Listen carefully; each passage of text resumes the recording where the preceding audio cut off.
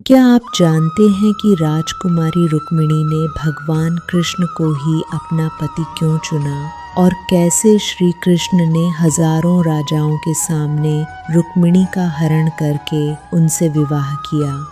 यह कथा प्रेम, विश्वास और भक्ति की अद्भुत कहानी है। बहुत समय पहले विदर्भ राज्य में राजा भीष्मक का शासन था। राजा भीष्मक बहुत ही धर्मप्रिय और न्यायप्रिय राजा थे। उनकी एक पुत्री थी रुक्मिणी, अत्यंत सुंदर, विनम्र और धार्मिक स्वभाव की थी। उनकी सुंदरता और गुणों की चर्चा दूर दूर तक होती थी।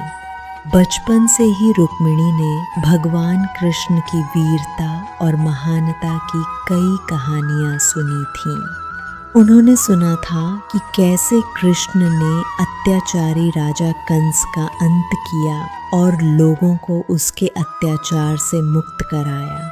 इन सभी कथाओं को सुनते सुनते रुक्मिणी के मन में भगवान कृष्ण के प्रति गहरी श्रद्धा और प्रेम जाग गया। धीरे धीरे यह श्रद्धा इतनी गहरी हो गई कि रुक्मिणी ने अपने मन में निश्चय कर लिया, अगर विवाह होगा तो केवल भगवान कृष्ण से ही होगा। लेकिन रुक्मिणी का बड़ा भाई भगवान कृष्ण से बहुत ईर्ष्या करता था। उसने रुक्मिणी का विवाह छेदी देश के राजा शिशुपाल से तय कर दिया।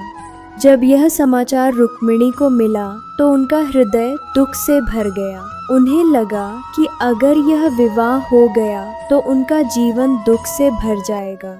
तब रुक्मिणी ने एक साहसी निर्णय लिया और एक विश्वसनीय ब्राह्मण के हाथ भगवान कृष्ण के लिए एक गुप्त पत्र भेजा। उस पत्र में उन्होंने लिखा, हे द्वारकाधीश कृष्ण, मैंने आपको ही अपने मन से पति मान लिया है। अगर आप मुझे स्वीकार करते हैं तो कृपया आकर मुझे इस विवाह से बचाइए। ब्राह्मण तुरंत उस संदेश को लेकर द्वारका पहुंचा और भगवान कृष्ण को वह पत्र दिया। पत्र पढ़ते ही भगवान कृष्ण मुस्कुराए और विदर्भ की ओर प्रस्थान किया। उधर विदर्भ राज्य में विवाह की तैयारियां जोरों से चल रही थीं। राज्य को सजाया जा रहा था और कई राजाओं को आमंत्रित किया गया था। विवाह से पहले रुक्मिणी देवी मंदिर में पूजा करने गई। उनके मन में केवल एक ही विश्वास था, भगवान कृष्ण अवश्य आएंगे। और तभी मंदिर के बाहर अचानक रथ की आवाज सुनाई दी। सबने देखा कि रथ में स्वयं भगवान कृष्ण खड़े हैं। कृष्ण ने बिना देर किए रुक्मिणी का हाथ थामा और उन्हें अपने रथ में बैठाकर वहां से निकल पड़े। पूरा राज्य आश्चर्य में पड़ गया। शिशुपाल और राजकुमार रुक्मी ने अपनी सेना के साथ पीछा किया। एक भयंकर युद्ध हुआ, लेकिन अंत में भगवान कृष्ण विजयी हुए। इसके बाद भगवान कृष्ण और रुक्मिणी का विवाह बहुत धूमधाम से संपन्न हुआ। जब भगवान कृष्ण रुक्मिणी को अपने रथ में बैठाकर वहां से निकले तो पूरा राज्य आश्चर्य में पड़ गया। राजकुमार रुक्मी को जब यह पता चला तो वह क्रोध से भर उठा। उसने तुरंत अपनी सेना को तैयार होने का आदेश दिया। उधर रथ में बैठी रुक्मिणी के मन में कोई भय नहीं था, केवल शांति और विश्वास था। उन्होंने विनम्रता से कहा, प्रभु, मुझे विश्वास था कि आप मेरी लाज रख लेंगे। भगवान कृष्ण मुस्कुराए और बोले, जो भक्त सच्चे मन से मुझे पुकारता है, मैं उसकी सहायता अवश्य करता हूँ।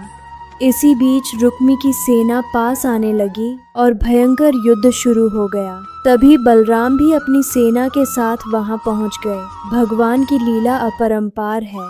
युद्ध में कृष्ण का साथ दिया।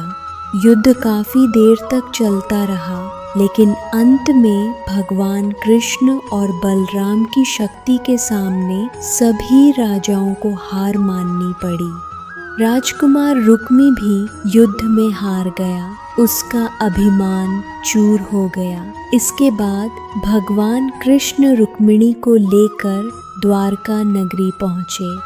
पूरी द्वारका नगरी को सुंदर फूलों और दीपों से सजाया गया था। चारों ओर उत्सव का वातावरण था।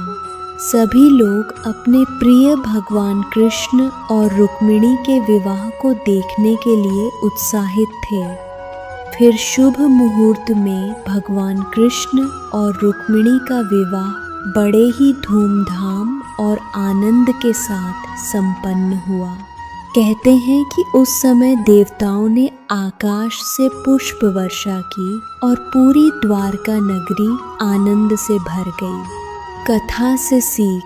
यह कथा हमें सिखाती है कि सच्चा प्रेम और सच्ची भक्ति हमेशा भगवान तक पहुंचती है।